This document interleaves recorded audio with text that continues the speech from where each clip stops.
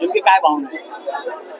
भावना म्हणजे तुम्ही बघितलं असेल, गेल्या रविवारी ही महाआरती आदरणीय पक्षप्रमुख उद्धव ठाकरे साहेबांनी या राम मंदिराच्या घोटाळ्याच्या संदर्भामध्ये या संबंध हिंदूंना जागा करण्यासाठी ज्या हिंदूंनी एवढे कष्ट करून बलिदान करून योगदान देऊन या ठिकाणी एवढं भव्य दिव्य असं राम मंदिर बांधलं, परंतु त्या राम मंदिराचं तुम्ही बघितलं असेल की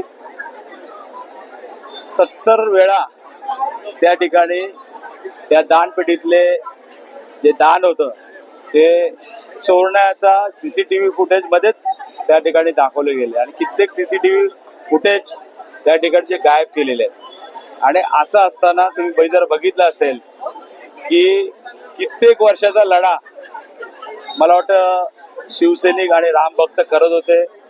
हिंदू हृदय सम्राट शिवसेना प्रमुख बाळासाहेब ठाकरे यांनी ज्यावेळेला हा लढा सुरू झाला तेव्हा गर्व से कहो हम हिंदू आहे हे घोषणा केली होती आणि त्या पद्धतीने संबंध गेले 40 वर्ष हा लढा सुरू होता. आदरणीय हिंदू हृदय सम्राट शिवसेना प्रमुख या संबंध या महाराष्ट्रामध्ये हे आंदोलन करत होते, देशामध्ये आंदोलन केलं होतं. आणि तुम्ही बघितलं असेल ज्या वेळेला या बाबरी मशीद पाडल्यानंतर ज्या वेळेला हे झालं त्यावेळेला प्रत्येक यांनी कुणीही त्याचा हे उचललं नाही. त्यावेळेला हिंदू हृदय सम्राट शिवसेना प्रमुख बाळासाहेब ठाकरे यांनी सांगितलं की ज्या शिवसैनिकांनी केलेलं आहे, ज्यांनी हे केलेलं आहे ते आमचे शिवसैनिक होते आणि त्यासाठी त्यांचा आम्हाला गर्व आहे. म्हणजे असे हे संधी साधू लोक आहेत. आणि कशा पद्धतीने आज तुम्ही बघितलं असेल केदारधाम असेल, बद्रीधाम असेल, म्हणजे कुठली देवस्थानं सुद्धा सोडली नाही. आज सर्वसामान्याच्या जनतेच्या खिशामध्ये हात घालून त्या ठिकाणी हे काम करतायत. आज बघितलं असेल कित्येक ठिकाणी या भ्रष्टाचाराच्या मार्गाने या ठिकाणी आमदार खासदार फोडण्याचं काम या ठिकाणी याच भ्रष्टाचाराच्या माध्यमातून करतायत. आणि हे करत असताना हिंदूंच्या भावना या ठिकाणी दुखावल्या गेलेल्या आहेत. कारण तुम्हाला माहिती असेल 1987 साली धर्मवीर आनंद दिघे साहेबांनी या ठिकाणी पहिली या देशामधून पहिली चांदीची वीट या महाराष्ट्रातून ही दिली होती.